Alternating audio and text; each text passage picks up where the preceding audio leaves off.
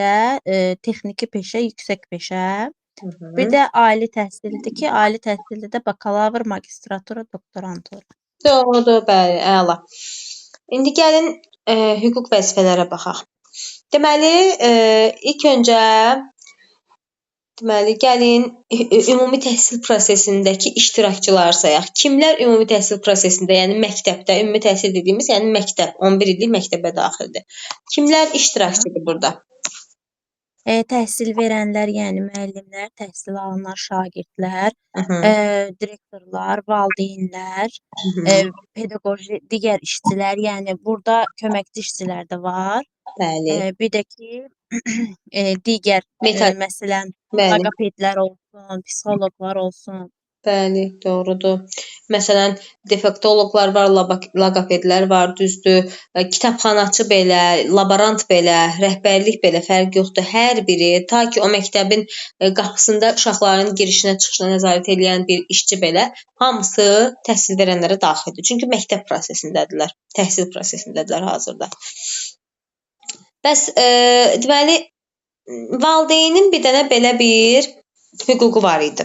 Bax bu hüququ mən sizə deyəcəm, siz bunun açıqlamasını verin mənə. Məktəbə könüllü yardım etmək. Bu necə bir anlamda başa düşürsüz bunu? Yəni buna nə mənası çıxarda bilərik? Məsələn, belə bir şey deyək. Əslində məktəbə könüllü yardım etmək, məktəbin məncə ona o qədər də ehtiyacı olmaz. Amma ki, Rayon məsələn, məktəbidir, tutalım ki, kənd məktəbidir. Avadanlıq yox. məktəbin məsələn təmirində ola bilər, hər hansısa avadanlıq olmasa onu təmin eləyə bilər ki, yəni onların bunu eləyə biləcək bir valideyn nəzərdə tuturuq da. Məsələn, Hər düzdür. hansı Məsələn, elə bir valideyn ola bilər ki, məsələn, hər hansı direkt sistemi yoxdur. Dəmir domatesi bağlayın. Aha, bağladım. Deməli, davam edin, hə, eşidirəm. Aha, ondan sonra başqa siz videoda da qeyd eləmişdiniz. Yəni hər hansı bir müəllim belə olsa onu eləyir, düzdür.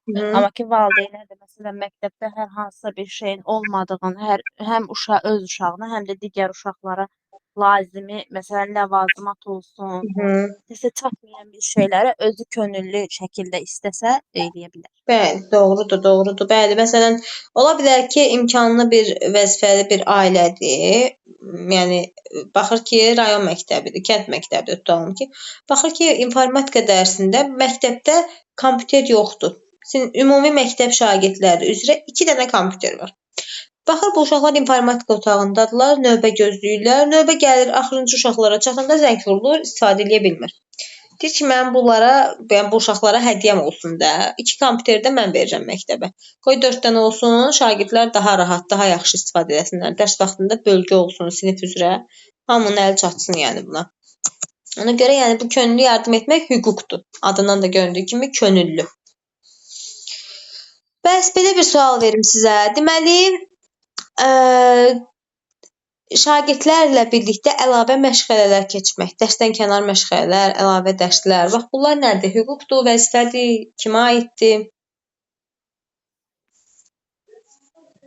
Necə? Şagirdlərə əlavə məşğələlər keçmək? Bəli. Məncə müəllimin vəzifəsidir o. Bəli, doğrudur, vəzifədir. Çünki burada müəllim sinifini, şagirdlərini lazımi səviyyəyə çatdırmaq üçün əlindən gələni etməlidir. Yəni əlavə məşğələlər dediyimizdə dərs saatına daxildir. Təbii ki, 1 saat əlavə hansı fəndəki çətinlik var, o fənnin 1 saat əlavəsi tədris olunur. Bəs deməli təhsil prosesinin təşkilində, idarə olunmasında fəal iştirak etmək. O da vəzifədir müəllimin. Necə? Təhsil prosesinin təşkilində, idarə olunmasında fəal iştirak etmək. Müəllimin vəzifəsidir. Bəli, çünki idarə olunma sözü var. Doğrudur. Bəs şagirdlərin bir sual verəcəm. Görə hüququdur yoxsa vəzifəsidir? Yenidən qiymətləndirilməsini tələb etmək. Yenidən qiymətləndirilməsinin vəzifəsidir. Dəqiq. Məncə vəzifəsidir. Məsələn, Şagirdlərin hüququ deyil, müəllimə. istəsə Hı tələb -hı. eləyə bilər, istəsə eləyə bilməz. Yox, hüquqdur. Bilirsiniz niyə? İstəsə, istəməsə var, onda hüquq götürürük biz bunu. Vəzifə olsa mütləq mən bunu etməliyəm, mənə qarşı qayda qoyulub. Mən bunu dövlətin verdiyi qaydaya əsasən yerinə yetirməliyəm. Amma hüquqda belədir ki, məsələn, şagirdlər ola bilər ki, summativ keçirilib sinifdə. Hansısa bir şagird həmin vaxt summativ zamanı özünü pis hiss eləyib, istiliyi var, başı ağrıyır, hər hansı bir səbəbdən dərsə adaptasiya ola bilməyib və qiyməti yaxşı çıxmayıb. Baxır ki, ayda mən bu sualı bilirdim axı, mən niyə belə qiymət aldım? Və bunu evdə də valideyninə də bildirir, müəllimə də bildirir ki, 2 həftə keçməmiş təbii ki, gələn summativə qədər gözləməməlidir. Ən azı 2 həftə, ən çox maksimum deyək ki, 2 həftədən bir neçə gün sonra.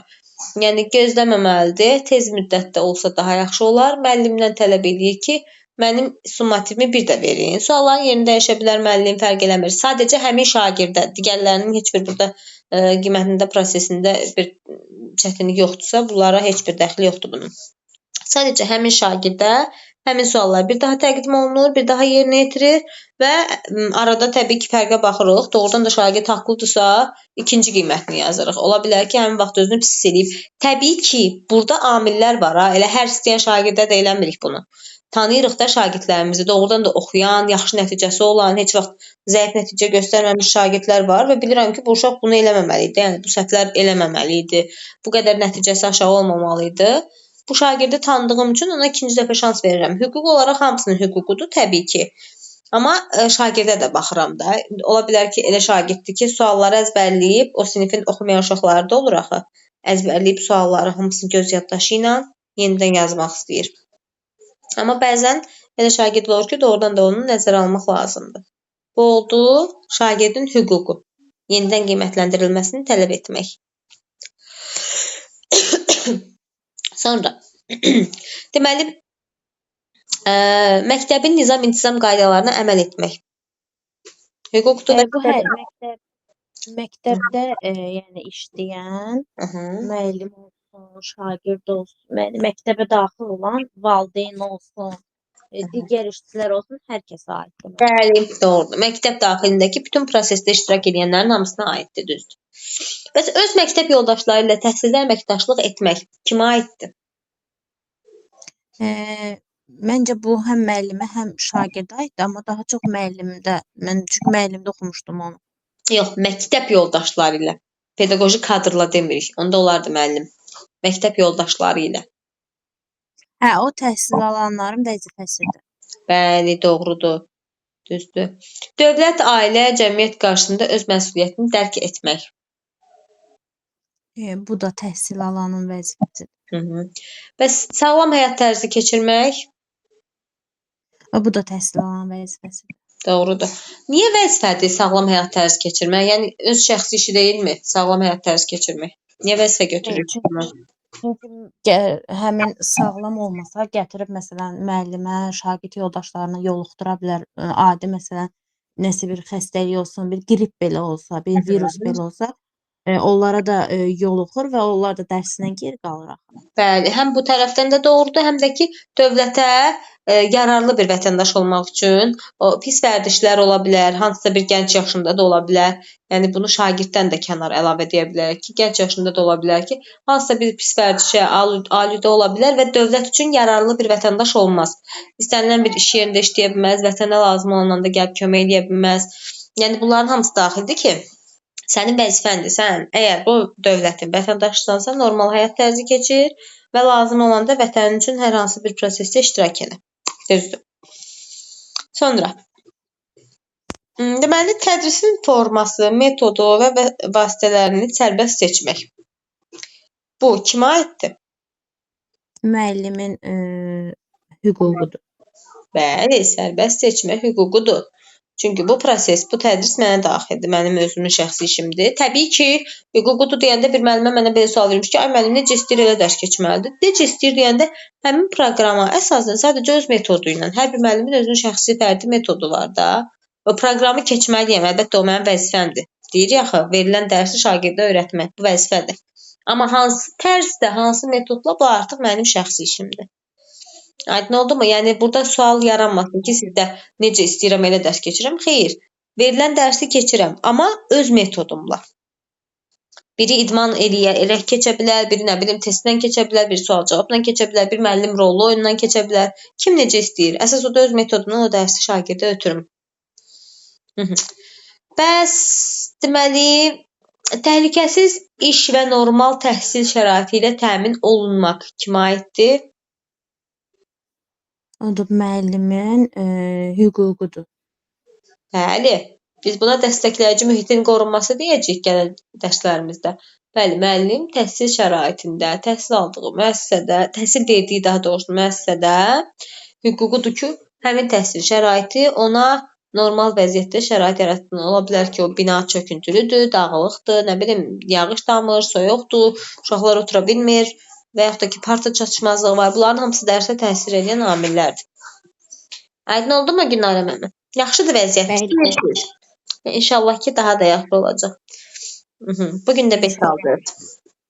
Çox sağ olun. Siz də sağ olun. Testi işləmişdiniz?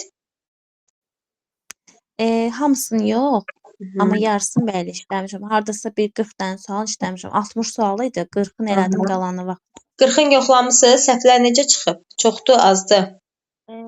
Yox, çox deyil. Sadəcə 1-2 dənə orada qarışıq suallar var idi.